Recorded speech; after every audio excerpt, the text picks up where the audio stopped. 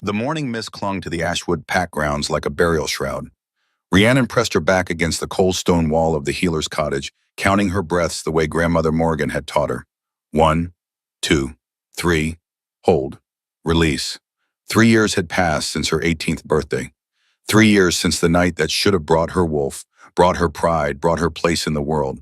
Instead, it had brought only fire in her veins and the sound of her own screaming. While others her age ran free through the forest, their wolves magnificent and sure, Rhiannon remained trapped between forms. Neither fully human nor completely wolf, still hiding in shadows. The herbs in her basket smelled of mountain sage and winter mint. She'd risen before dawn to gather them before the pack stirred, before she had to face the eyes that looked through her like she was already a ghost. The healer, old Moira, was the only one who didn't flinch when Rhiannon entered a room. The only one who let her touch the sacred work of mending, of healing, of mattering. Little mouse. The voice made her stomach clench. Hiding again, Ronan blocked the doorway with his broad frame, 25 years of muscle and meanness wrapped in enforcer's authority. Behind him, the twins materialized like matching nightmares. Celine with her ice chip eyes and Declan with his cruel mouth already curving into a smile. I'm working. Rhiannon kept her voice steady, her hands careful on the basket. Inside, the herbs were crushed from where she'd gripped too hard. Moira needs these for the fever that's spreading through the Omega quarters. Working, Ronan repeated the word like it was something foul. He stepped closer, tracking mud across the floor she'd scrubbed clean at dawn. Is that what we're calling it when the pack's broken Omega plays at being useful? The twins laughed. They always laughed. It was their gift, making cruelty sound like music. Celine examined her perfect nails, each one filed to a point sharp enough to draw blood. Did you hear Ronan Father says the Alpha King's convoy will pass through our territory next week? Every unmated wolf of age will need to look their absolute best. She paused, her smile widening like a wound. Well, every proper wolf. The words hit exactly where they were meant to. Rhiannon's hand stilled on her basket. The Alpha King, Kale Darkmoon. They called him the youngest wolf to ever unite the Northern Territories. So powerful that even alphas bowed in his presence. Rumors said he could shift into a wolf larger than any seen in 3 generations. That his howl could shake mountains. That he'd never lost a challenge. That he'd never taken a mate. Imagine, Declan added, his voice thick with false sympathy, having to explain to the Alpha King why our pack harbors a defective Omega. Father will probably lock you in the cellar during his visit. Can't have royalty thinking we're weak. Grandmother Morgan had told her once that the strongest steel was forged in the hottest flames, but Rhiannon didn't feel strong. She felt brittle. Glass that had been heated and cooled too many times, ready to shatter at the slightest pressure. Please, the word came out smaller than she wanted. I have work to finish. Ronan grabbed the basket from her hands. He held it up, examining the crushed herbs with exaggerated interest. You missed some dirt on these. He opened his fingers. The basket fell. Herbs scattered across the stone floor like broken promises. The clay pot Moira had given her, the one painted with healing symbols, shattered into pieces too small to mend. Clumsy Omega, Celine tutted. Now you'll have to explain to Moira why you're destroying her supplies. Again. They left her kneeling among the ruins. Their laughter echoed down the corridor, fading into the sounds of the pack waking. Breakfast. Training. The daily rituals of wolves who belonged. Rhiannon gathered the pieces with trembling hands. A shard of pottery sliced her palm. She watched the blood well up bright red against her pale skin. Even her blood was wrong. Too bright, too thin, lacking the darker richness that flowed through proper wolves. Child. The voice was soft as winter snow. Morgan stood in the doorway, 87 years of survival wrapped in a body that seemed too frail to contain it. She moved with the careful grace of someone who'd learned to make every movement count, every breath deliberate. Rhiannon's grandmother had been ancient for as long as memory held. Silver-haired and sharp-eyed, with hands that shook when she lifted her tea but never when she mixed her medicines.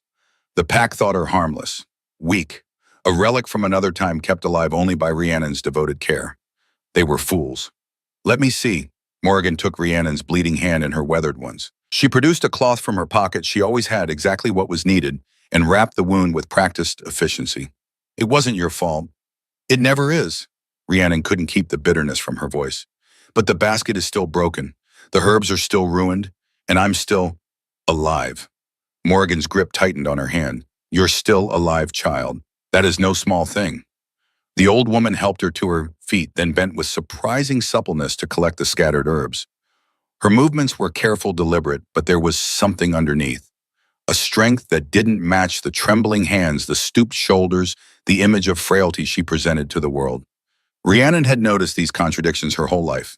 How grandmother could claim exhaustion, yet never truly sleep. How she could appear confused, yet always knew exactly where every object in her cottage sat. How she could seem to forget names, yet remember stories from 70 years past with perfect clarity. Come. Morgan's voice was suddenly urgent. We haven't much time. Time for what? The Alpha King arrives tonight, Rhiannon's pulse quickened. Tonight, but Declan said next week. The twins know nothing. Morgan pulled her toward the small cottage they shared at the pack's edge. It was barely more than a garden shed, but it was theirs. Private, safe. Your father received word this morning. The king travels in secret, seeking something he believes was lost long ago. Inside the cottage, Morgan moved to the hearth. Her hands suddenly steady, pushed aside a loose stone in the chimney. From the hidden space, she withdrew a small wooden box carved with symbols that seemed to shift in the firelight. Grandmother, what? Hush. The old woman's voice carried an authority that made Rhiannon's questions die unspoken. What I'm about to tell you, what I'm about to give you, changes everything. But you must choose, child. You must choose whether to remain safe in your suffering or step into a truth that will shake the foundations of everything you know. Rhiannon's chest tightened. I don't understand. Morgan opened the box. Inside, nestled in velvet that had once been blue, lay a crystal vial filled with liquid that seemed to hold moonlight. Next to it, a letter written in handwriting Rhiannon knew as well as her own, her mother's hand. Your mother, Morgan began, her ancient eyes suddenly bright with unshed tears, was the strongest woman I ever knew, stronger than me, stronger than the pack ever suspected. And she loved you more than she loved breathing. She died of shame. The words came out flat. Dead, it's what the pack whispered, what they'd always whispered. She knew I would be defective. The sickness that took her was grief. No. Morgan's voice cracked like breaking ice. She died of love, of sacrifice, of a choice she made every single day for 6 years, knowing it would kill her because it was the only way to save you. The room spun. Rhiannon gripped the table's edge, feeling the wood grain beneath her palms. Real, solid, anchor. Tell me. Morgan's hands shook now, not the performative trembling she showed the pack, but real tremors. Age and memory and grief made visible. Your mother was moon-blessed. The words hung in the air like smoke. Moon-blessed, the ancient bloodline. The wolves who could walk on moonlight, see through deception, command power that made alphas kneel. The bloodline that had been hunted to extinction 3 generations ago. The bloodline that was supposed to be extinct. That's impossible, Rhiannon whispered. The Council of Alphas ordered them all killed. Yes. Morgan's voice was bitter as winter ash. 65 years ago, when I was 22 years old, they voted. 7 alphas sitting in judgment, deciding that moon-blessed wolves were too powerful to be allowed to live, too dangerous, too likely to challenge their authority. She moved to the window, looking out at the pack grounds where wolves were beginning their day. Morning training, kitchen duties, the comfortable hierarchy of predator and prey, strong and weak wolf and omega. They hunted us like animals, burned our homes, killed our children. I watched them murder my sisters, my cousins, my friends. I watched them kill my mate, your grandfather, simply because he dared love me. Rhiannon's breath caught. She'd never known her grandfather. Grandmother had always said he died young before her daughter was born. But there was more to that story. There was always more. I survived, Morgan continued, because I learned to hide. I suppressed my wolf so completely that even I almost forgot what I was. I became small, weak, harmless, the kind of old woman no one looks at twice. She turned back to Rhiannon, and in the firelight, her eyes flashed gold, just for a moment, just long enough. I raised your mother in that smallness, teaching her to hide what she was, to never shift in front of others, to pretend her wolf was weak, unremarkable, human almost. But mother could shift, Rhiannon said. I remember, when I was little before she got sick. Her wolf was beautiful, silver as starlight. She could shift because I taught her control. Morgan's voice softened. Moon-blessed wolves are different, child. Our first shift doesn't come at 18 like normal wolves. It comes earlier, harder, more dangerous. Your mother shifted at 15. The power nearly killed her. I spent 3 years teaching her to contain it, to make it look ordinary. The old woman moved back to the table, lifting the vial with reverent hands. When your mother met your father, she was 32, old for an unmated wolf. Aldrich was 15, young, weak, controllable. Perfect cover. She bound her wolf even tighter, made herself seem unremarkable. They mated when he came of age. She had you, and for a while we thought perhaps the bloodline had thinned enough. Perhaps you would be normal. Safe. Rhiannon's hand moved unconsciously to her stomach where the memory of fire still lived. Her 18th birthday, the shift that wouldn't come, the agony of bones trying to break and reform, but finding no pattern, no path, no completion. But I'm not normal, she whispered. I can't shift at all. My wolf is broken. Your wolf is bound. Morgan set the vial down with careful precision. When you were born, I knew. The moment I held you, I felt the power radiating from your tiny body. You were going to be stronger than your mother. Stronger than me. Strong enough that you wouldn't be able to hide. She opened the letter, her mother's handwriting blurring through Rhiannon's tears before she could read a word. Your mother saw it too. And she knew what it meant. The council's laws hadn't changed. Moon-blessed wolves were still meant to die. So she made a choice. Morgan's voice broke. She performed a binding ritual. Ancient magic. Blood magic. It required her to pour her own life force into you day by day, year by year, creating a suppression so complete that your wolf couldn't emerge at all. That's why she got weaker, Rhiannon breathed. The pieces were falling into place like a puzzle made of pain. Why she couldn't heal. Why she faded. She chose to fade. Morgan wiped her eyes with shaking hands. Every morning she woke up, she chose you over herself. For 6 years, until her body couldn't sustain the binding anymore. Until she'd given every drop of her strength to keep you safe. The cottage felt too small suddenly, too close. Rhiannon stood paced to the window, pressed her forehead against the cool glass. Outside, the pack moved through its rituals. Ronan was training younger wolves, demonstrating a takedown with casual brutality. Celine and Declan walked arm in arm toward the main house, probably to report on their morning's cruelty. Her father stood on the main house steps, watching the eastern road, waiting. Why didn't you tell me? Rhiannon's voice was raw. Why let me think I was broken, defective? Why let me suffer, Dean? Because the binding required your belief. Morgan stood beside her, their reflections overlapping in the glass. Old and young, past and future. If you'd known you had a wolf, you would have tried to reach for it. And trying would have shattered the suppression before you were ready, before you were strong enough to survive what comes next. What comes next? Morgan handed her the vial. The Alpha King comes tonight. He's been searching for 5 years for any sign of moon-blessed survival. And when he sees you, when he's near you, the binding will break. How do you know? The old woman's smile was sad and knowing. Because there's only one thing powerful enough to shatter a mother's dying wish. Only one force that supersedes blood magic itself. What? True mates. The vial slipped through Rhiannon's fingers. Morgan caught it with reflexes that belied her age, setting it safely on the table. That's impossible, Rhiannon said. Fated mates are rare, and an Alpha King, he would never. I'm nobody. I'm less than nobody. I'm broken. You were never broken. Morgan's hands cupped her face with infinite gentleness. You were hidden, protected, kept safe until the one person who could free you arrived. Your mother saw him in her visions before she died. She knew he would come for you. She knew that when he touched you, when the mate bond recognized itself, nothing would be able to hold your wolf anymore. Rhiannon pulled away, her mind reeling. Fated mate, true mate. The bond that transcended pack law, that made 2 wolves into one soul across 2 bodies. She'd heard the stories, dreamed the dreams, but those were for other people, for whole people, for wolves who deserved happy endings. I can't, she whispered.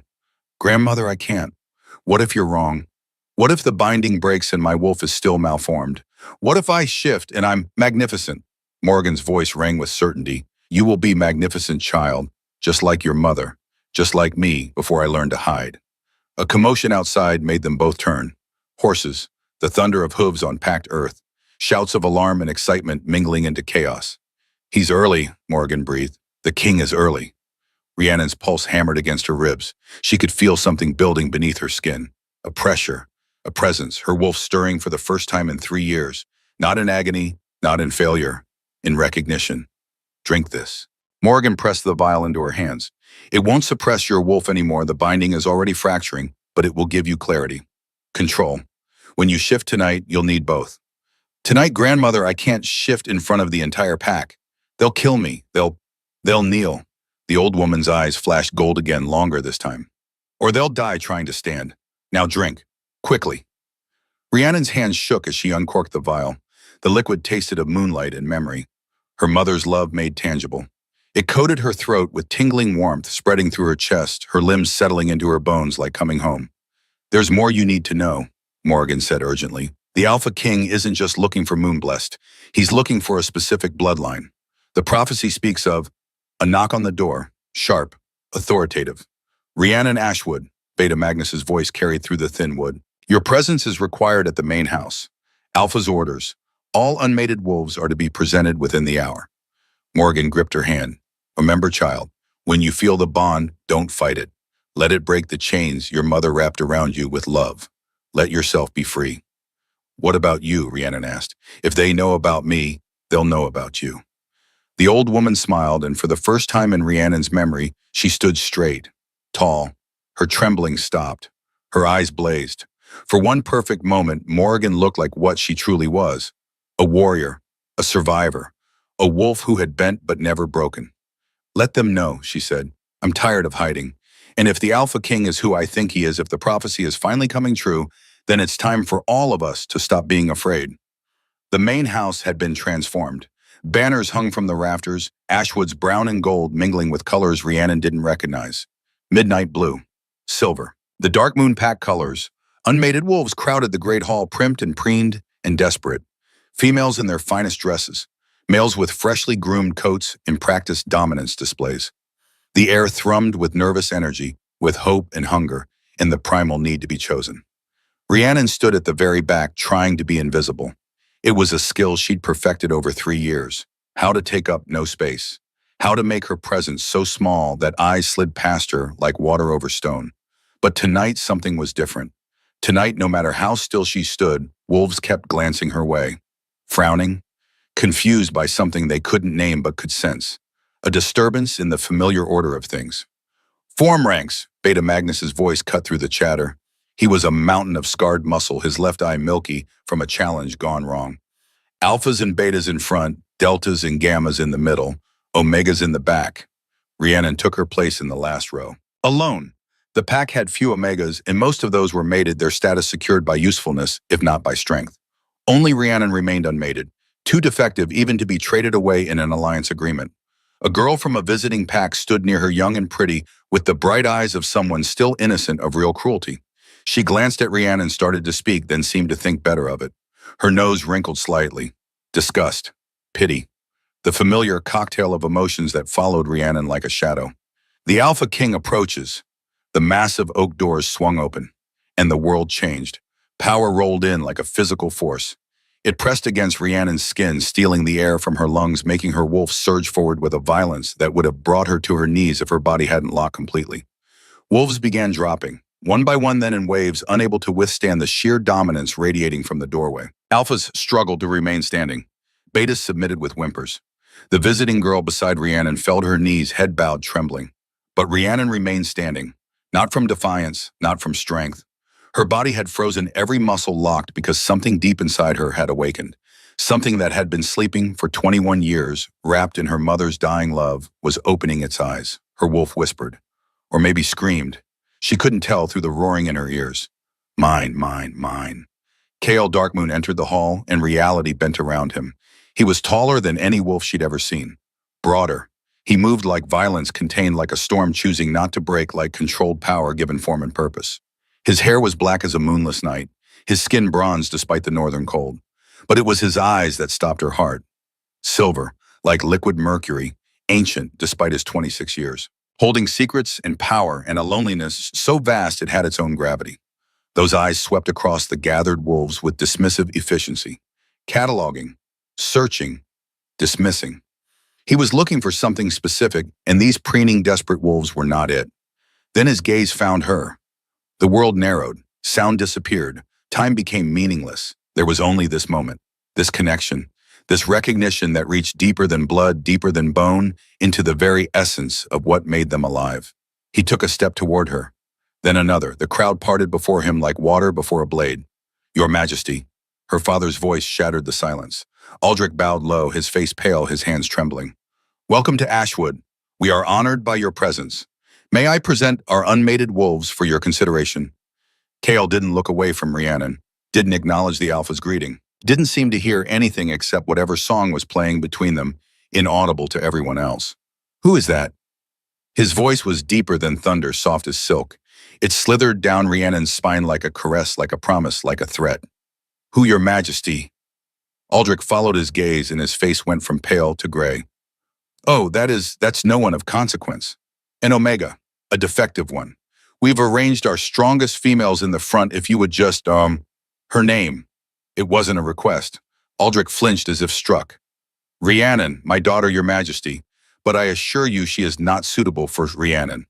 The way Kael said her name made her knees weak, made her wolf throw itself against the binding with renewed desperation, made every nerve in her body light up like she'd touched lightning.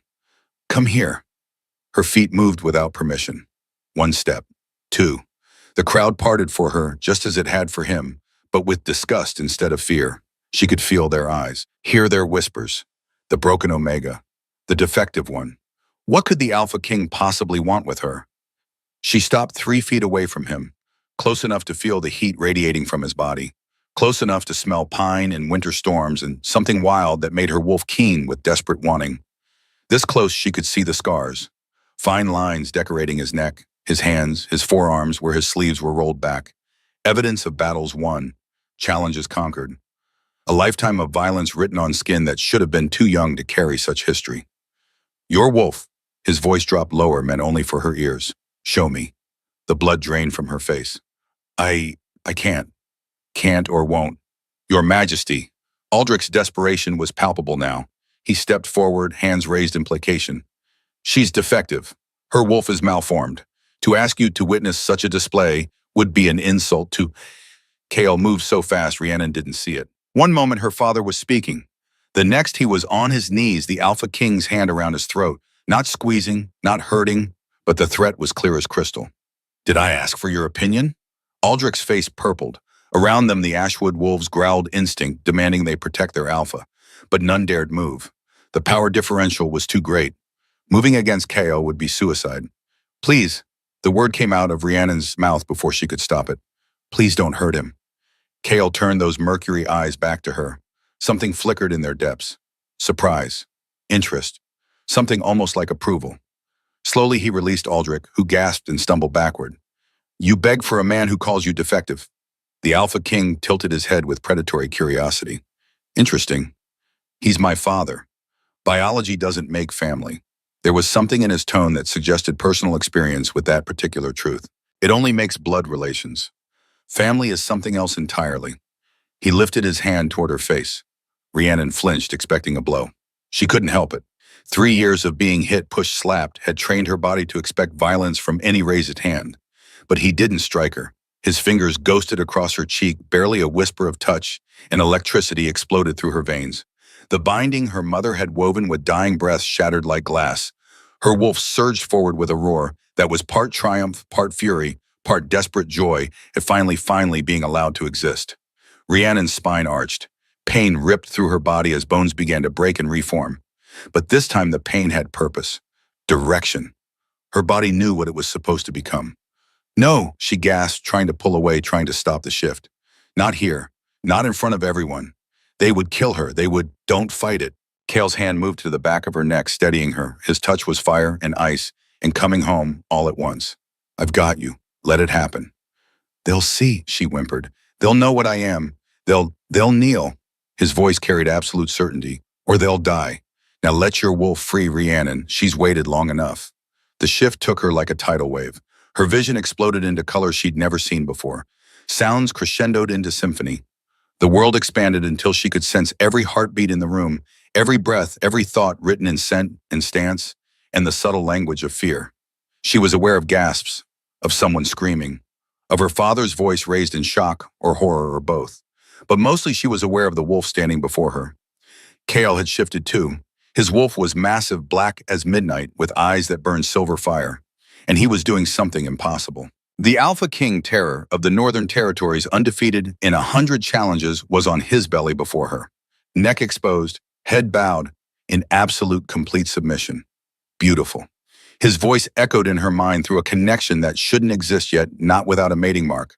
My beautiful, impossible mate. Rhiannon looked down at herself and understood why he called her impossible. Her wolf form wasn't like any she'd ever seen. She was larger than she should be, Her fur not quite fur, but something crystalline that caught the torchlight and threw it back in rainbow fractals. When she moved, she left faint silver footprints that glowed before fading. The room had gone silent. Every wolf stood frozen, staring at her with expressions ranging from awe to terror to something that looked like recognition. Moon-blessed, someone whispered. Then louder. She's moon-blessed. Impossible. Aldrich breathed. The bloodline is extinct. It has to be extinct. Clearly not. A new voice cut through the chaos. Morgan stood in the doorway, no longer stooped, no longer trembling. She stood tall and straight, and her eyes blazing with power that had been hidden for 65 years. The bloodline survives, and you should all be on your knees. The old woman shifted. Her wolf was smaller than Rhiannon's, touched with silver in age, but unmistakably the same crystalline quality. Two moon-blessed wolves, grandmother and granddaughter, standing side by side in a pack that had thought them extinct. Two Kale's beta, a grizzled warrior named Magnus, murmured from near the door. There are two of them. There are more, Morgan said, her mental voice carrying to everyone in the room. Hidden, protected, waiting. And now that my granddaughter has awakened, they'll begin to wake as well. The time of hiding is over. Celine made a sound like a wounded animal. This can't be happening. She's nothing. She's nobody. She's your future queen, Kale said. He'd shifted back to human form, standing naked and unashamed in the center of the hall. Someone threw him a cloak, which he wrapped around his waist with careless grace. His eyes never left Rhiannon. And you will address her with the respect that title demands, or I will remove your tongue and feed it to you. Rhiannon shifted back and immediately missed the clarity of her wolf's senses. Being human felt limiting now, confining. Someone draped a blanket over her shoulders, and she clutched it gratefully, suddenly aware of her nakedness and vulnerability. Your Majesty, Aldrich tried again, his voice shaking. Surely you can't mean to she's untrained, unknown. We don't know what she's capable of. I know exactly what she's capable of. Kale moved to stand beside Rhiannon, his presence a shield between her and the pack that had tormented her for 3 years. She's capable of surviving 21 years of abuse while carrying power that could level this entire pack. She's capable of begging for mercy for a father who called her defective. She's capable of standing when my dominance drops every other wolf to their knees. He turned to address the entire hall, his voice ringing with authority that made even the walls seem to lean in to listen. Rhiannon Moon-blessed of Ashwood is my fated mate, my equal, my chosen queen. Any who challenge this will face me in single combat. Any who threaten her will face the full weight of Darkmoon's armies. Any who touch her without permission will lose the hand that dared. Silence, complete and total. Even the torches seemed to stop crackling. Then Morgan laughed. It was a sound like silver bells, like breaking glass, like freedom after 65 years of captivity. Well said, King Kale, well said indeed. She moved to stand with them, 3 generations of power finally allowed to stand tall. But there's more you all should know. The Council of Alphas will want her dead. They'll want us both dead. And when they discover that the Moon-blessed bloodline has survived, they'll come with armies to finish what they started 65 years ago. Let them come, Kale said. His hand found Rhiannon's, their fingers interlacing with a rightness that made her breath catch. They'll find the North united. And they'll find that moon-blessed wolves are not so easy to kill when they have a kingdom to protect them. Rhiannon looked at their joined hands, at her grandmother standing proud and unafraid for the first time in her life, at her father pale and shaking, but with something in his eyes that might have been the beginning of understanding, at the pack that had tormented her now kneeling in submission or fear or both. I renounce my ties to Ashwood, she said. The words came from somewhere deep inside, from her wolf, from her mother's spirit, from the strength she'd never known she possessed. I reject the pack that rejected me. I choose Darkmoon. I choose my mate. I choose to be free. The formal words of renunciation hung in the air. Once spoken, they couldn't be taken back. She was no longer Ashwood, no longer her father's shame, no longer the broken Omega they'd tried to grind into dust. Rhiannon, Aldrich's voice cracked. He took a step forward, then seemed to think better of it when Kael growled low in his chest. Please, let me explain. Let me tell you why. Not tonight, Morgan said, and there was steel beneath the kindness in her voice. Tonight we leave. What you have to say, Aldrich, you can say tomorrow if we decide to listen, or you can carry it to your grave. The choice is yours. She turned to Kyle. We'll need to move quickly. The power surge from her awakening will have been felt by every sensitive wolf within 100 miles. The council will know by morning that a moon-blessed has emerged. My convoy is ready, Kale said. We ride within the hour. I need to get my things, Rhiannon began, But Morgan shook her head. There's nothing in that cottage worth going back for. Nothing but memories of hiding. Let them burn with the rest of it. Rhiannon thought of the small room under the stairs where she'd slept for 21 years. The narrow bed, the single window that looked out at nothing, the walls that had contained her smallness. Morgan was right. There was nothing there she needed. Wait, a voice called out. Celine stepped forward and, for once, her perfect face showed genuine emotion. Fear. You can't just leave. You can't just... Father said you'd be hidden during the visit. He said you weren't supposed to be seen. This wasn't supposed to happen. And yet it did, Rhiannon said. She met the girl's eyes steadily, no longer the mouse who flinched and hid. Did you enjoy it, Celine? The 3 years of making my life hell. The little cruelties. The casual violence. Celine's face paled. We were just... You were Omega. You were... Nothing, Rhiannon finished. Broken defective. Yes, I heard. Everyone made sure I heard. But I wasn't any of those things. I was hidden. I was protected. I was the moon-blessed daughter of a moon-blessed mother, and you were too blind with your own petty power to see it. She took a step toward the girl who'd tormented her and was grimly satisfied to see Celine flinch back. But I want to thank you, Rhiannon continued. You and Ronan and Declan and everyone who made me feel worthless, because you taught me something important. What? Celine whispered. That cruelty says more about the person inflicting it than the person receiving it.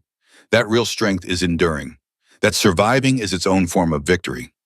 She turned away, dismissing Celine as easily as the girl had always dismissed her. Enjoy your life here, Celine.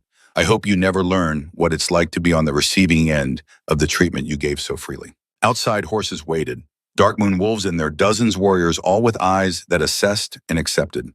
They looked at Rhiannon with respect, with curiosity, with the kind of acknowledgement she'd never received in her own pack. Kale helped her mount his hands, steadying her with a gentleness that contrasted sharply with the violence she knew he was capable of. Morgan climbed onto her own horse with the ease of someone who'd done this before, who'd fled in the night before, who knew the weight of leaving everything behind. As they prepared to ride out, Aldrich appeared in the doorway.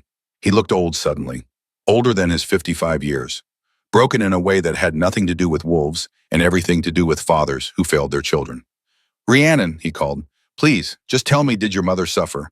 At the end, she could have lied, could have been kind, could have given him the comfort he didn't deserve. But he'd taught her to be honest through his own painful honesty. He'd shown her what happened when you let guilt eat you alive from the inside. Yes, she said simply, every day for 6 years she suffered. Every morning she woke up and chose to die a little more so that I could live. And every day you let her do it alone because you couldn't bear to look at what her sacrifice was creating. His face crumpled. I didn't know. I swear I didn't know what she was doing. She never told me. She told you enough, Morgan said from her horse. She told you she was binding Rhiannon's wolf. She told you it would cost her. You chose not to ask questions because you didn't want to know the answers. That's not the same as ignorance, Aldrich. That's cowardice. I'm sorry, he whispered. I'm so sorry. Rhiannon looked at her father, really looked at him perhaps for the first time in years. She saw a man haunted by choices he couldn't unmake, drowning in guilt he couldn't wash away, living in a grief so profound it had poisoned everything he touched. She could hate him. She had every right to hate him. But hate was just another cage, and she'd spent enough of her life locked up. I forgive you, she said. The words surprised her as much as they surprised him. Not because you deserve it, but because I deserve to be free of the anger. We were both grieving, Mother. We just grieved differently. Rhiannon, goodbye, Father. Kale signaled and the convoy moved. Horses carried them away from Ashwood, away from 3 years of torment, away from the only home Rhiannon had ever known. She didn't look back. There was nothing behind her worth seeing. Instead, she looked forward, at the road stretching into darkness, at the man riding beside her who'd recognized her when she'd been invisible to everyone else, at the grandmother who'd hidden her true nature for 65 years just to survive long enough to see this moment, at the future opening before her, like a door that had been locked her whole life. Are you frightened? Kale asked after they'd ridden in silence for an hour. Rhiannon considered the question. She was leaving everything she knew, riding toward a life she couldn't imagine, about to face a council that wanted her dead simply for existing. No, she said, and realized it was true. For the first time in 3 years, I'm not frightened at all. He smiled. It transformed his face from intimidating to beautiful. Good, because what comes next will require courage. The council will demand you appear before them. They'll want to verify what you are, And when they see your grandmother, they'll remember why they tried to exterminate Moonblessed in the first place. Because we're powerful. Because you're just, Morgan said from behind them. Moon-blessed wolves can see truth. Can't be deceived, can't be manipulated. The council maintains power through lies and fear and carefully constructed hierarchies. What do you think happens when wolves who can see through all of it emerge? Revolution, Rhiannon said softly. Exactly. The old woman's eyes gleamed in the moonlight. They killed us not because we were strong, but because we were honest. And honesty is the most dangerous weapon of all. They rode through the night, putting miles between them and Ashwood, and high above the moon watched their flight, full and bright and somehow approving. Rhiannon tilted her face toward that silver light and felt her wolf stir again. Not in pain this time, not in desperate clawing need, just in quiet acknowledgement, recognition between moon and moon-blessed. Thank you, she whispered to the sky, to her mother's spirit, to the goddess who'd crafted her bloodline from moonlight and stubbornness. The moon didn't answer, but somewhere in the distance a wolf howled, then another, and another. A chorus rising to meet the night, new voices joining the song, other moon-blessed, hidden and suppressed and bound, beginning to wake up, beginning to remember what they were, beginning to come home. And in a cottage at the edge of Ashwood territory, in a room barely bigger than a closet, a single candle burned. The flame danced in a wind that came from nowhere, throwing shadows that looked almost like a woman's silhouette. If someone had been watching, they might have sworn they heard a voice, Freya's voice. Be free, my darling. Be strong. Be everything I couldn't let you be.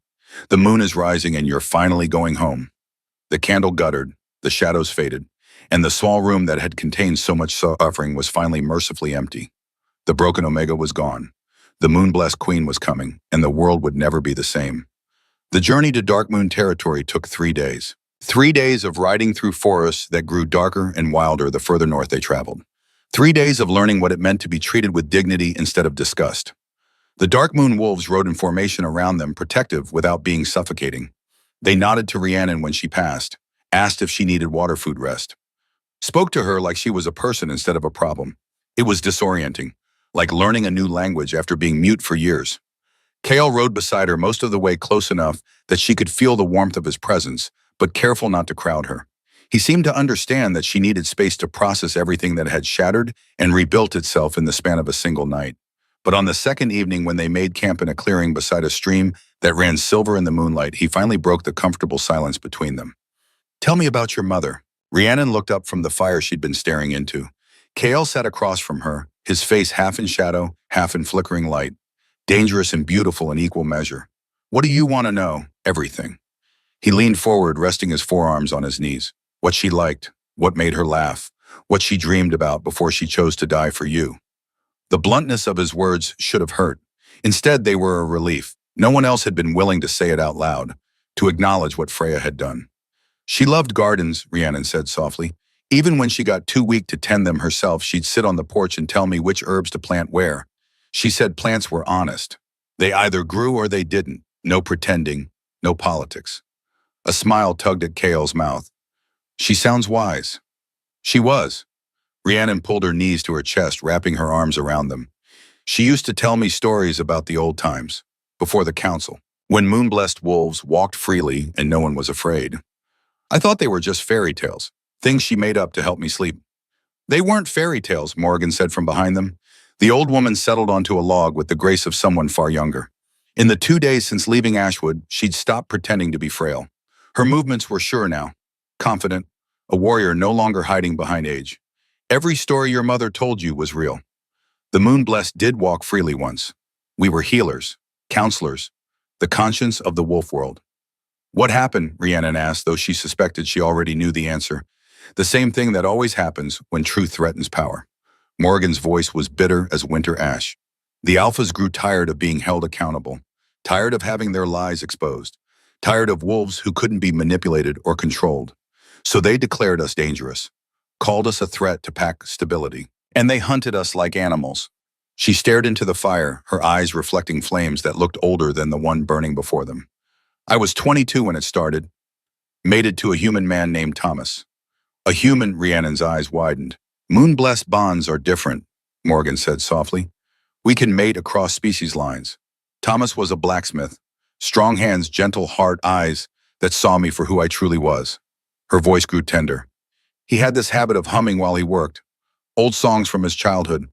And when he smiled, she paused, lost in memory. When he smiled, it felt like the sun breaking through winter clouds. Rhiannon had never heard her grandmother speak this way, never heard that softness, that ache of love remembered. I just discovered I was carrying Freya when the council came, Morgan continued. Thomas made me promise right there as our village burned that I would run, that I would save our daughter even if it meant leaving him behind. Her hands clenched. He put his hand on my belly and said, "Run, give her a life, make it worth it."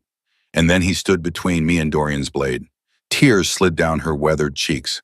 I ran, like he asked, like he begged, and I heard him die while I fled into the forest, heard his last breath, felt the moment our bond severed. She looked up, meeting Rhiannon's eyes. I've lived 65 years past that moment. 65 years of pretending to be weak so Dorian wouldn't know I survived. 65 years of making Thomas's death worth something. Kael's jaw tightened. The council will answer for this. Every alpha who participated. Every wolf who carried out their orders. Careful, Your Majesty, Morgan said, though her tone was approving. Vengeance and justice look very similar until you're standing in the middle of them. Then call it justice. His silver eyes blazed in the firelight. I've been searching for moon-blessed survivors for 5 years. Do you know why? Rhiannon shook her head. Because my grandmother was moon-blessed. The words fell like stones into still water. She died when I was 8, murdered by an alpha who feared what she might reveal about his corruption. My father watched it happen and did nothing. Absolutely nothing. The bitterness in his voice was profound. Old. The kind of wound that never quite healed. He wasn't always mad, Kael continued. The father I remember from childhood was good. Kind. But watching his mother die, knowing he was too weak to stop it, it broke something inside him. He started seeing enemies everywhere. Threats in every shadow.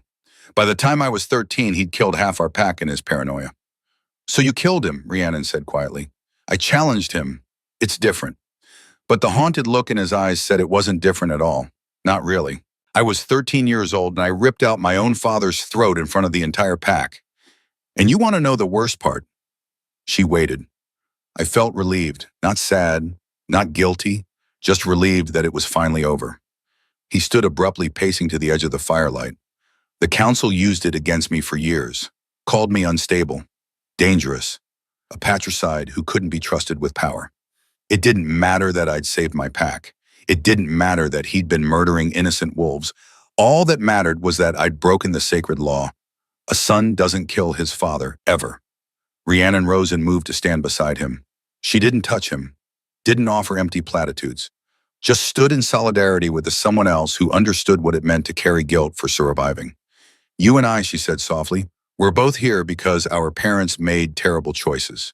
Your father chose madness over healing. My mother chose death over my freedom. We didn't ask for these legacies, but here we are carrying them anyway. He turned to look at her, and something in his expression cracked open. Not breaking, just revealing what lay beneath the armor of authority and power. Here we are, he echoed. They stood like that for a long moment. Two people shaped by tragedy finding unexpected understanding in each other's damage. The council won't see it that way, Morgan said from behind them. They'll see two threats, a patricidal king and a moon-blessed Omega. They'll try to destroy you both. Let them try. Kael's hand found Rhiannon's, their fingers interlacing with that same rightness she'd felt in Ashwood. I didn't spend 5 years searching for moon-blessed just to let the council murder them again. Why did you search, Rhiannon asked. If you knew it was dangerous, if you knew the council would, because my grandmother made me promise. His voice went soft.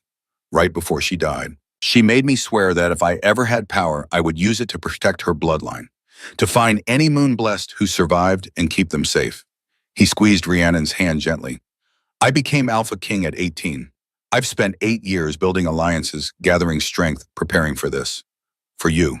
The weight of those words settled over her like a cloak. He'd been preparing for her, waiting for her, building a kingdom strong enough to protect her before he even knew her name. No pressure, she said, trying for levity and falling short. He smiled, understanding the deflection for what it was. The only pressure is staying alive long enough to see what we can build together. On the third day, they crested a ridge, and Rhiannon saw Dark Moon territory for the first time. It stole her breath.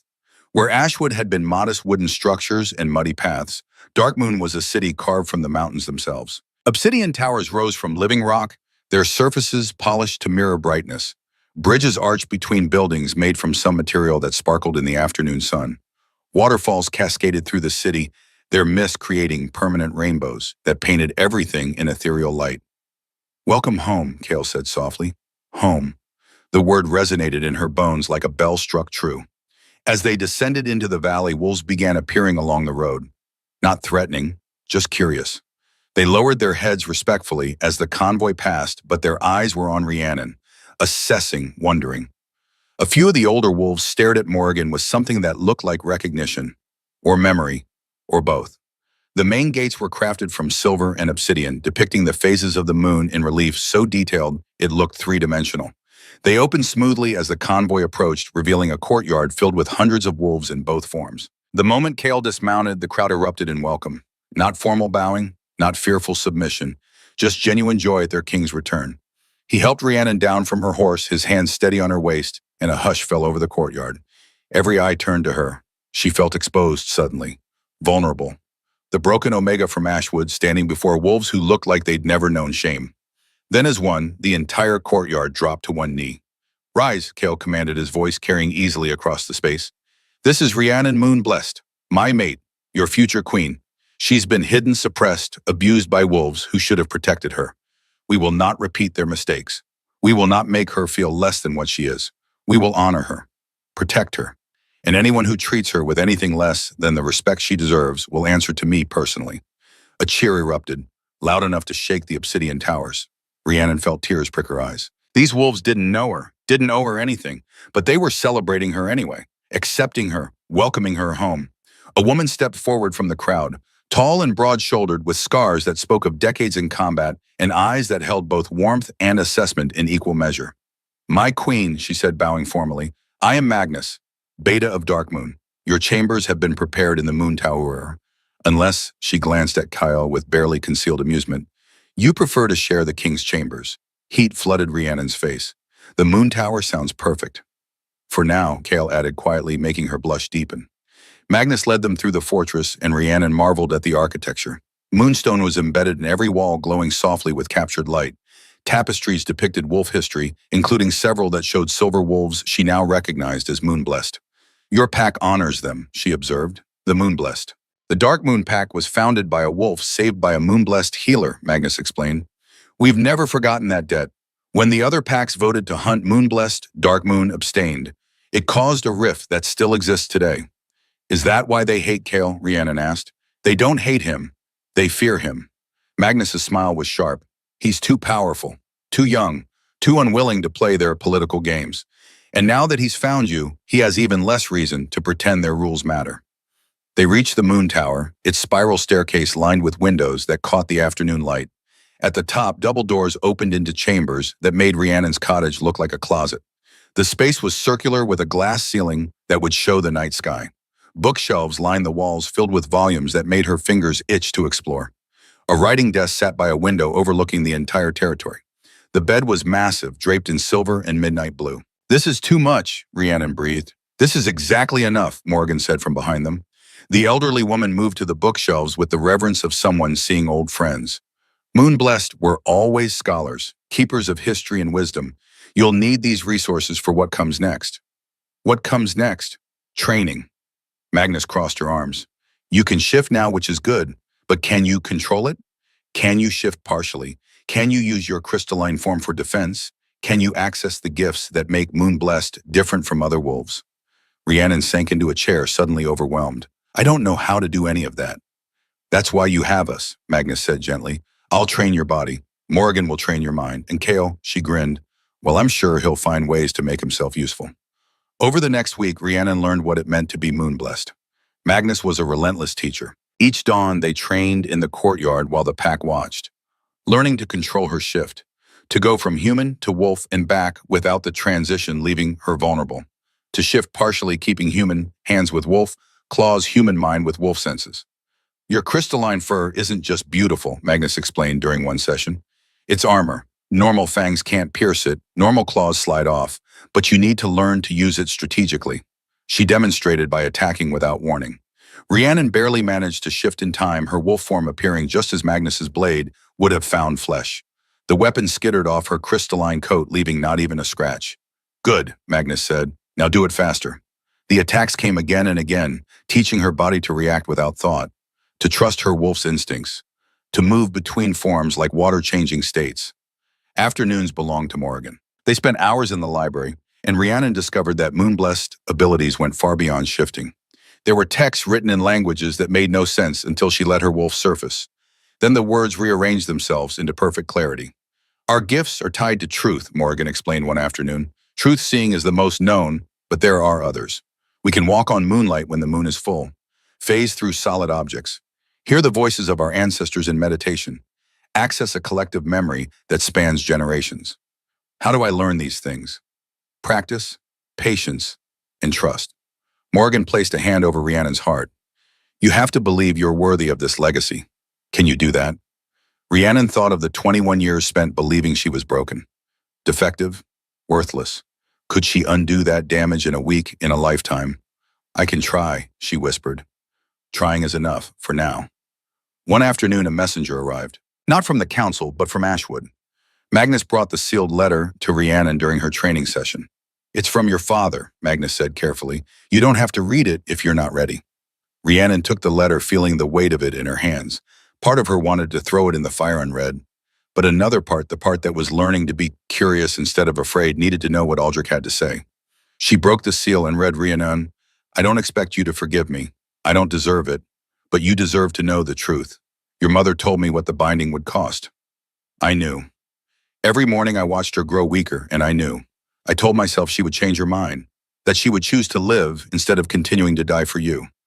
I was too much of a coward to ask her to stop, too afraid that if I forced the choice, she would choose you anyway and hate me for making her say it out loud.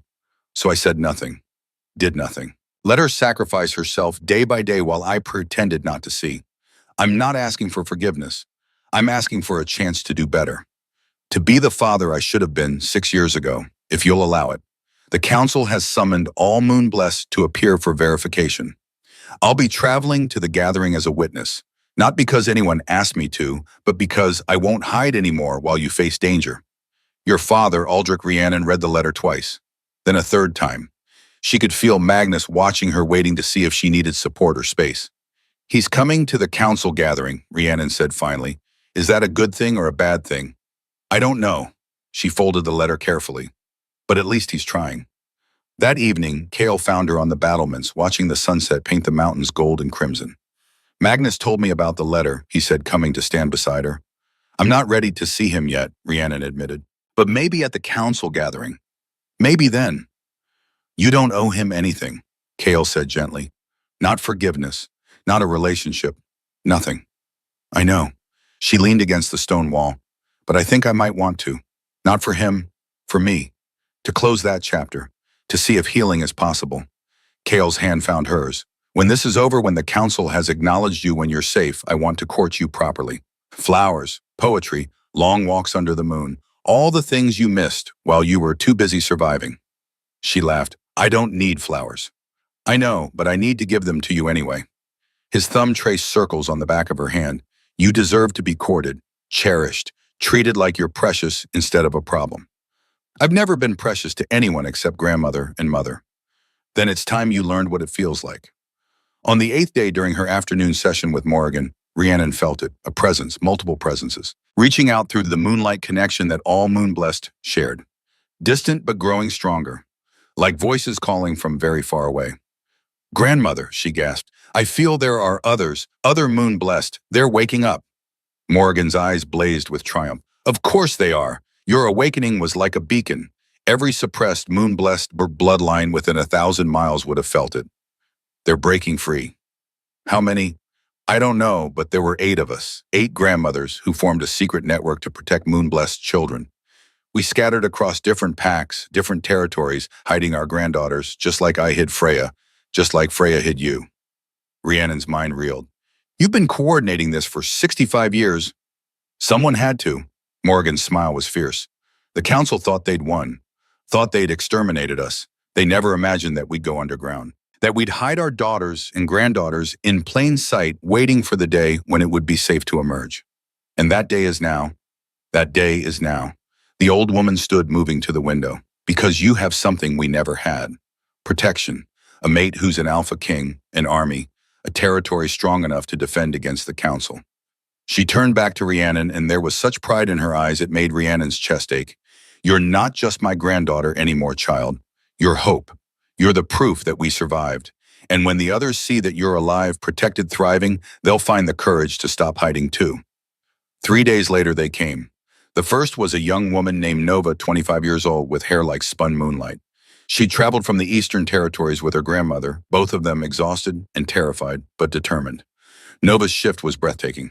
Her wolf was pure silver, smaller than Rhiannon's, but no less magnificent. When she saw Rhiannon, she fell to her knees and wept. I thought I was alone, she sobbed. Grandmother told me stories, but I thought they were just dreams, just wishes. I never believed. You're not alone, Rhiannon said, helping her to her feet. Not anymore. The second was Astrid, 23, who appeared the next day with eyes that seemed to see beyond the physical world. Her wolf form looked like captured starlight, ethereal and otherworldly. I had a vision, she said upon arriving. Weeks ago, I saw you standing in a hall of wolves, your crystalline fur reflecting torchlight. I saw the mate bond snap into place. I saw everything changing. She smiled, and it was both joyful and sad. But I also saw darkness coming, something that will test us all. The third was Zephyra, 22, whose wolf form looked like the northern lights given flesh, greens and purples and blues, shifting across her coat in mesmerizing patterns. She was quiet, watchful, but when she smiled, it was like the sun breaking through clouds. My grandmother died last year, she said softly. The council found her, killed her trying to make her reveal where I was. But she never told. She died protecting me. Morgan pulled the young woman into a fierce embrace. Celeste, your grandmother was Celeste. We were friends 65 years ago. She was brave then and braver still when she died. You knew her. All 8 of us knew each other. We were the ones who survived the initial purge, who went into hiding, who formed the network. Morgan's voice cracked. Celeste was the first one we lost, but she didn't die for nothing. You're here. You're alive. That's what she wanted. The 4 young moon-blessed wolves sat together that evening, sharing stories, comparing abilities, marveling at the fact that they existed, that they'd survived, and that they'd found each other. There are more, Nova said. I can feel them, still hidden, still afraid. They'll come, Morgan assured her. Now that they know it's safe, they'll come. But safety, as it turned out, was an illusion. 2 days after Zephyra's arrival, a messenger came, official, bearing the seal of the Council of Alphas. Magnus brought the scroll to Kale during dinner. He read it, his expression darkening with every line. What is it? Rhiannon asked. The Council invokes the ancient accords. His voice was tight with controlled fury. They're demanding that you appear before them within 2 weeks for heritage verification. All 4 Moonblessed must present themselves. If you refuse, they'll declare you rogue, which means any wolf in any territory can legally hunt you. It's a trap, Magnus said flatly. They want to get you all in one place, away from Dark Moon's protection, where they can finish what they started 65 years ago, Morgan finished. Yes, of course it's a trap, but we can't refuse. The ancient accords carry the weight of goddess law. If we violate them, every pack in the north will turn against us. Then we go prepared, Kale said. I'll bring the full force of Dark Moon's armies. They won't allow it. Astrid's voice was distant, her eyes unfocused.